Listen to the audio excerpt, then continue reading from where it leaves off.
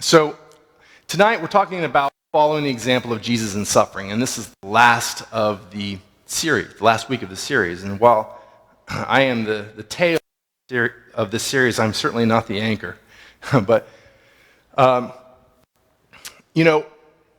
I talked to my mom. I was trying to get myself some perspective on suffering. And, I've done my own share of suffering, as I'm sure you have as well. I called my mom a couple days ago because I'll tell you something about my mom. She's been struggling for like the last 15 years with back pain.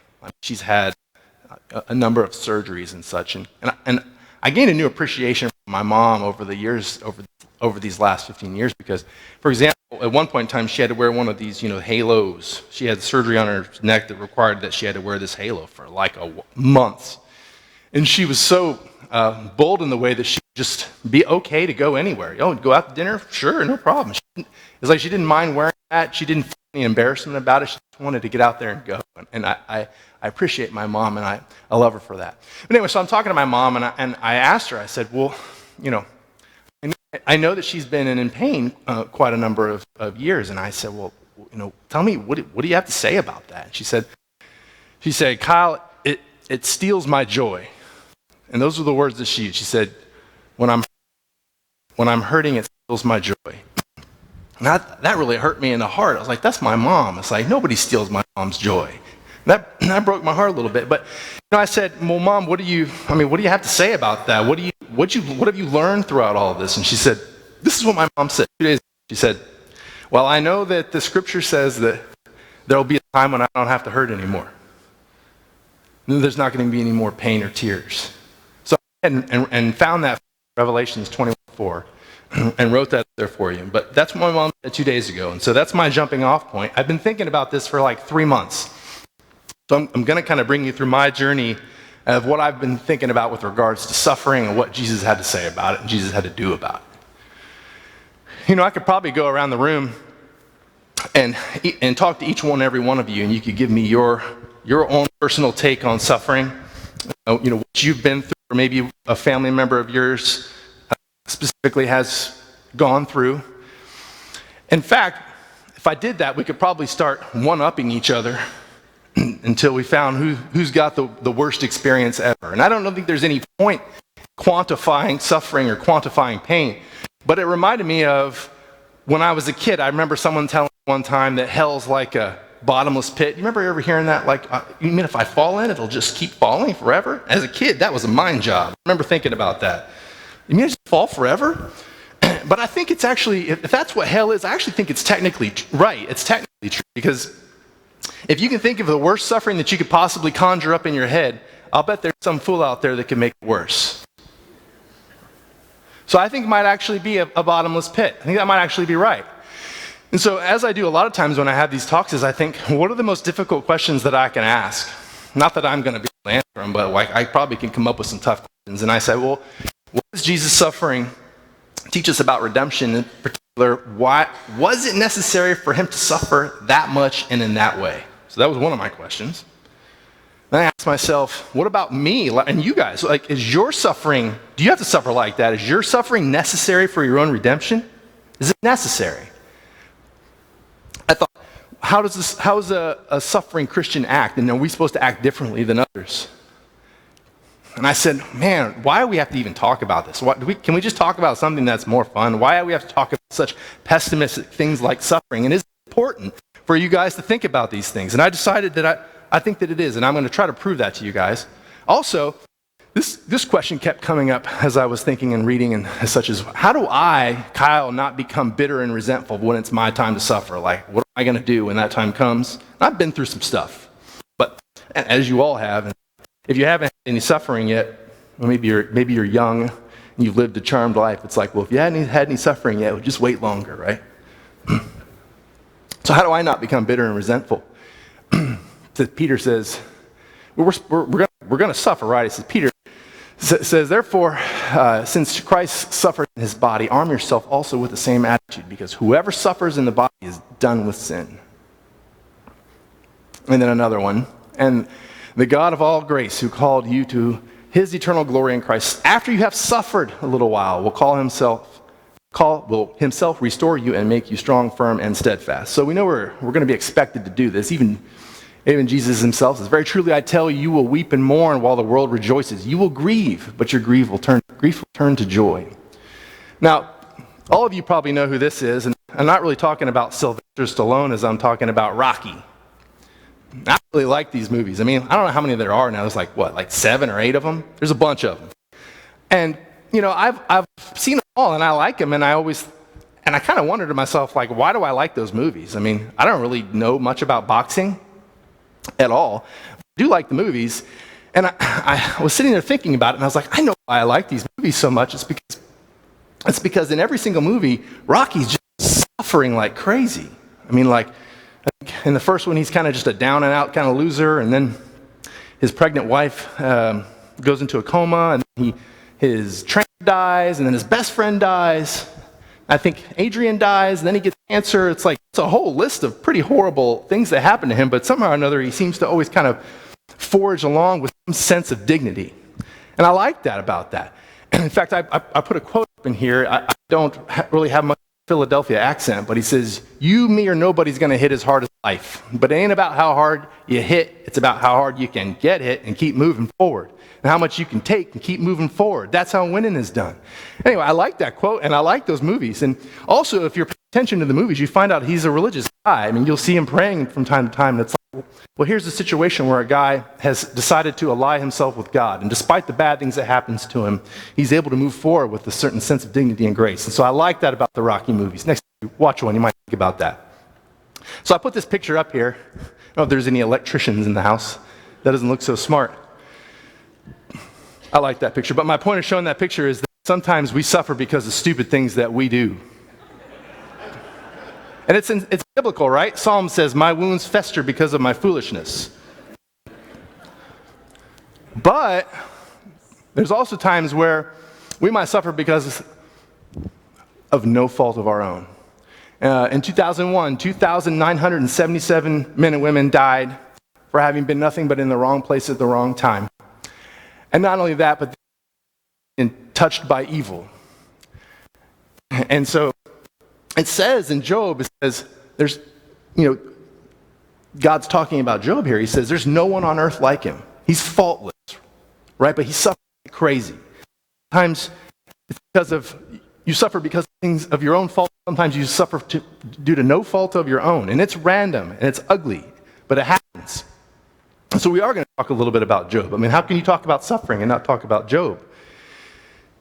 I reread Job, and I was thinking to myself, I know what this book's about. This book's about your relationship with God getting fully exposed. That is, sometimes God interrupts our blessings like he does with Job. Job's got it all. God decides to interrupt his blessings. Maybe he does that for us sometimes. And he puts you in a position that you might give up on him. And he also puts him in a position where he almost appears as an enemy. In fact, Job says, why do you hide your face and consider me your enemy? And what it does is it exposes your real relationship with him. Because Satan says in Job 1:9, he says, does Job fear God for no reason? I sat and thought about that. Man, that's a tough sentence. Does Job fear God for no reason? So then I rewrote it the way I thought made more sense to me. And I said, well, human beings continue in a relationship with God in which all they gain from the relationship is God. So that was another way that I wrote it. And then I tried one more time. Let me try one more time. I put, will we ever treat God as more than a business partner or a means to an end? Meaning that, do we just have a relationship with God because he gives things to us or makes us well to be, or maybe even because he gives us everlasting life? But can we not just have a relationship with him because of who he is? And I think that's what Job is about. Because God never apologizes to Job. Never explains himself to him. Never tells him how long it's going to last. Never apologizes. I thought that was so curious. It's like, well, then does he have to apologize to me? He gives you this opportunity to shed that trivial relationship you have with him for a better one. And that's what he does for Job. Why didn't Job become resentful and bitter? He never does. He never does. And that's amazing. I mean, God even says, look, Job, I was here way before you. Way before you. In fact, I can even make supernatural things like Behemoth and Leviathan. I can create them out of thin air and then I can destroy them. He's like, I can do all that. I can certainly handle your little problem. What you need to do is trust me and don't get bitter and resentful when bad things happen to you. How do I not become bitter and resentful? So I read this book named The Gulag Archipelago. Is anybody familiar with this book? Okay, so we got some people that have read it. It's a tome of a book. It's 3 volumes. It's a big one. I'm not here to do a book report, but I'm going to just, if you don't mind, I'm going to explain a little something about this book because it has something so cool to teach us. Do you guys mind?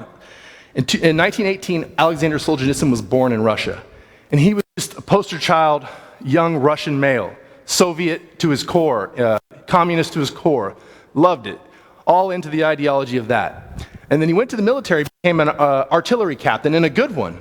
And this is what he says. He said, in 1945, when the Allies defeated Nazi Germany, that the Russians marched into Germany, and his comrades were so cruel to the German citizens that it made him sick, that he couldn't take it. So he wrote a nice little letter back to one of his friends.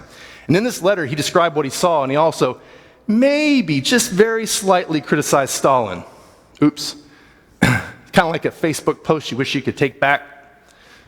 So he sent a letter to his friend, and this letter got intercepted by the Soviet government, and they arrested him, and they sentenced him to 8 years in a Soviet work camp in Siberia, out in the middle of nowhere. So he's arrested and taken away from everything that he knows, and sentenced to 8 years in Siberia. And so when he gets out, he writes this book, which is basically the quintessential book describing what really went down in the Soviet Union, in the work camps. And it's, like I said, it's 3 volumes. It's in just glowing detail, all of the things that you probably don't want to hear about how human beings can treat other human beings. As far as I can tell, it's hell, or as close to as I've ever had described, it's hell on earth. Couldn't think of anything worse. And so, he says things like, everyone that went into this camp, if you were able to survive it, you were broken. Everybody's body was broken. Nobody was the same when they came out. And he says, but he realized something very interesting. He said, like that guard right there, what's so different about me than him? I mean, if the circumstances were reversed and I was the one holding the gun and wearing jack boots, would I not also kick the guy on the ground, and et cetera? It's like, what makes me so different than him? We're really not very much. And so he wrote this. Again, it's a big book, and I'm going to bring it all down to couple paragraphs here. So bear with me. What he says is this. He says, "It was granted to me to carry away from my prison years on my bent back, which nearly broke beneath its load, this essential experience, how a human being becomes evil and how good. And in the intoxication of youthful successes, I had myself to be infallible, and I was therefore cruel. In the surfeit of power, I was a murderer and an oppressor. And in my most evil moments, I was convinced that I was doing good, and I was well supplied with systematic arguments. It was only when I lay there on that rotting prison straw that I sensed within myself the first stirrings of good. Gradually, it was disclosed to me that the line separating good and evil passes not through states, not between classes, not between political parties either, but right through every human heart and through all human hearts. And that's why I turn back to the years of my imprisonment and I say, sometimes to the astonishment of those about me, bless you, prison. I have served enough time there. I nourished my soul there. And I say without hesitation, bless you, prison, for having been in my life." I have to say, when I read this, I was just dumbfounded. After I read the whole book, and this is towards the end, it's like, how is that possible?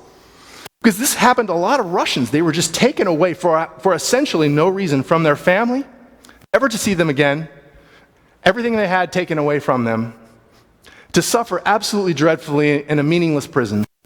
Many of them died. How could you possibly walk out of there 8 years later and say thank you and harbor no resentment to your captors? I can't even hardly put myself in that position where I could think like that, but nevertheless, here you see a guy doing it, and it's almost Christ-like, is it not? Here you haven't done anything wrong, and you're being punished so greatly, and then you harbor no resentment? It's like, I think I've heard that before. And it's just amazing. And it's like, well, if he can do that, how come can you and I do that too when we feel suffering? I think suffering tunes your perspective. There's a philosopher and psychologist named Carl Jung who said, modern man cannot see God because he doesn't look low enough. Now, you could spend like the next 10 years thinking about that statement. Modern man cannot see God because he cannot look low enough. It's like, well, there's nothing like a little bit of suffering to knock you down a couple rungs to where you maybe see things a little bit clearer. I think suffering purifies us. I mean, it's just like this guy here, this park ranger who's clearing out the forest by taking out the dead wood and the underbrush. It's like he's clearing things out. It's like suffering does that for us sometimes. It burns through these layers of complexity so that you can see God a little bit better. You guys know who Dave Ramsey is, and probably you've maybe even read some of his books or you've seen some of his seminars. You know, he's a Christian financial planner. And if you read his and listen to him, he'll tell you, it's like there was a time in his life when he went bankrupt. And I've been fortunate enough that I haven't had that happen to me. Not that it couldn't still happen to me, but if any of you have, maybe you can even shed some light on that as well. And that he said that suffering does, it changes and redefines your relationship with money. Isn't that funny how something like that can redefine your relationship with money? Or even Solzhenitsyn himself, he said when he got out of the gulag, and he was a free man, he said he was no longer interested in owning anything. He didn't like possessions at all because possessions could just get taken away from you. It had happened to him already. So it changed his way of looking at things. And suffering can do that to you. How do I not become bitter and resentful? I think about Noah's Ark. And I love this book, or this story in Genesis. And not because it's just kind of a cool story that we can read to our kids and then and grandkids and, you know, make cool crafts in Sunday school. It's such a psychologically powerful story because it's like, look, your flood's coming. If it hasn't come yet, it's coming. And it's going to be deep and wide. You're not going to be able to sidestep around from it. So what are you going to do? Are you going to ally with me? Ally with God? Get up on the boat. It's like, that's your best strategy to get past suffering. If you're bitter and resentful, you're just going to drown. It's the most psychologically true and powerful story that you could read in Genesis. It's fantastic. So what about Jesus? What can he teach us about suffering and about not becoming bitter and resentful? You know, I don't know if any of you guys have ever read this. There's a journal. It's in one of the medical journals. It's the Journal of the American Medical Association. And this is actually a published article in 1986 called On the Physical Death of Jesus Christ. If you have never read this, you should read it. Because it almost describes Jesus' death as if you're reading a patient's chart, like a trauma patient. And you really get a sense of what it is that happened to him and how it should have affected his body and how he would have died. And I've read it on several occasions, and every time I read it, it reminds me again that this is not just a story, that this was a man, and he wasn't here as a Superman. He was a physical man just like you and I, with the same anatomy and the same physiology. And his body responded just like your eyes would, your or mine would, if it were subjected to the same kind of torture. We know about the physical suffering. We can see it in all four of the gospel. We know about his mental suffering. He says in Matthew, in the Garden of Gethsemane, my soul overwhelmed to the point of death. We know socially he suffered, right? All of his friends, all the disciples that left him, they all fled. And then spiritual. Actually, this one I don't even understand and know how to understand. God made him who had no sin to be sin for us. What must that feel like? That's something that we can't even really comprehend. So he suffered like crazy. Why did he have to die that way? I mean, we know it was prophesied, right? Isaiah 53, but he was pierced for our transgressions. He was crushed for our iniquities. The punishment that brought us peace was upon him, and by his wounds we're healed. And even he himself, again echoing the prophecy, the Son of Man must suffer many things and be rejected by the elders, the chief priests, and the teachers of the law, and he must be killed, and on the third day raised to life. So we know that he had to die the way that he did because it was prophesied. But I always wonder, beyond that, like, why did it have to go down like that? Why did he have to suffer so greatly? Could it have been done any other way? I mean, we know that God made the prophecy, but why did he make it that way? And you may say, well, that's kind of a moot point. Why are you even asking that? It just is what it is. But this is the kind of stuff that I think about. And I keep thinking, well, I think it's because he's the ultimate mentor. He's the ultimate example for which we're supposed to follow. It's like we're supposed to live the way he does. Maybe we can't achieve that, but we can certainly try. We can suffer like him with the kind of dignity that he had. And we can even die like him. And what do I mean by that exactly? I mean, I don't want to be crucified, and neither any of you want to do, but I don't know if that's what I mean. What I mean is that he defined his own ending. It's like when it came down to drinking the wine with the gall and the myrrh, wouldn't do it. He had to make himself the perfect sacrifice. He defined his own ending. You guys know this movie, right? This is Braveheart. Hopefully you've seen this. If you haven't, you should. It's another good one. But you know, this is based on William Wallace, who was the High Defender of Scotland. And so, again, he's suffering like crazy trying to win freedom for the Scottish people against the English monarch. And in the end, he loses. He gets captured. And so, spoiler alert, gets executed by the English monarch. But he never gives in, even though he's lost the battle with at least his life. He never gives in. He always sticks to his guns. He won't speak to the king as being the king. Sticks to his guns, even in the worst times. So I like that. And I was thinking, well, there's plenty of other examples like that in the Bible of those that would define their own ending, like Job. Wealth and property is destroyed. His children are all killed. His health is declining. He's in pain. And he says, I know that my Redeemer lives. Okay. So despite all that he's suffering, he defines the end. If it is his end. And again, Moses the same way. He's chased by the Egyptians. He's backed up against the Red Sea.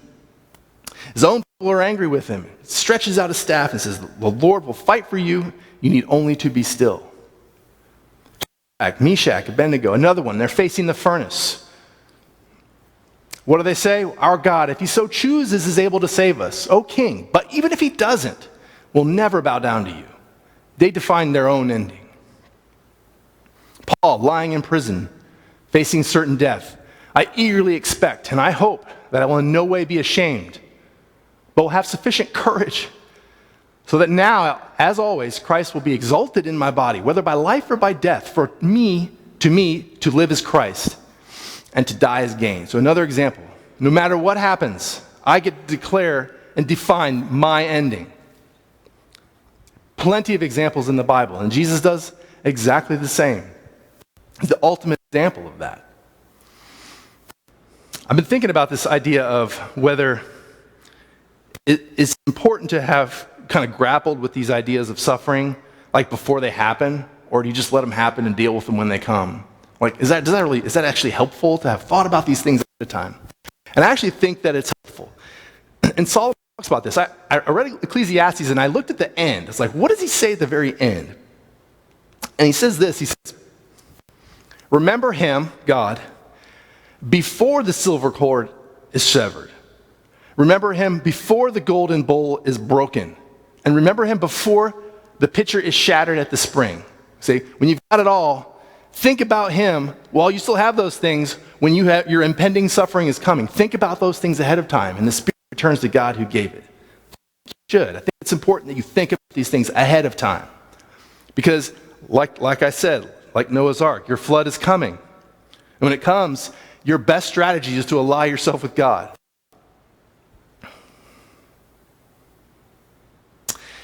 Should you be pessimistic or optimistic? Well, these are just age-old questions. Like, should you just be pessimistic about the structure of life? Like, you have to suffer. All of us live. We're all going to die. All of our spouses are going to die. All of our kids are going to die. There's probably going to be a fair amount of suffering along the way. And I hate to say those things, but it's like, well, they're true, right? I mean, you all know them. Even though I say them and you don't enjoy hearing it, they're still going to happen, right? So, you're pessimistic about the way that things are structured. It's like, you have your reasons, right?